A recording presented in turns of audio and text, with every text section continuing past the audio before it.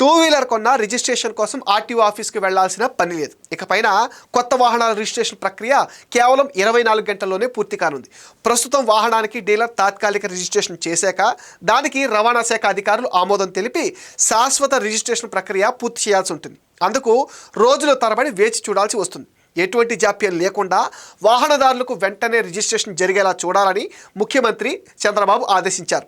దాంతో రవాణా శాఖ ఇప్పుడు కొత్త విధానాన్ని అమల్లోకి తీసుకురావడానికి చర్యలు చేపట్టింది. రాష్ట్రమంతటా దాదాపు 27,000 వాహనాలు శాశ్వత రిజిస్ట్రేషన్ కోసం రవాణా శాఖ అధికారుల వద్ద పెండింగ్లో ఉన్నాయి. డీలర్ వాహనానికి తాత్కాలిక రిజిస్ట్రేషన్ చేశాక ఫ్యాన్సీ నెంబర్ కోరుకునే వాహనాలకు మినహా మిగిలిన వాటికి ఆన్లైన్లో అప్లికేషన్లను అధికారులు పరిశీలించి 24 గంటల్లోపు ఆమోదించాలి. శాశ్వత రిజిస్ట్రేషన్ నెంబర్ జనరేట్ చేసే ప్రక్రియ ఈ గడువులోపే పూర్తి కావాలి. సెలవు రోజుల్లో అయినా సరే ఆన్లైన్లో అధికారులు ఆమోదం తెలపాల్సి ఉంటుంది.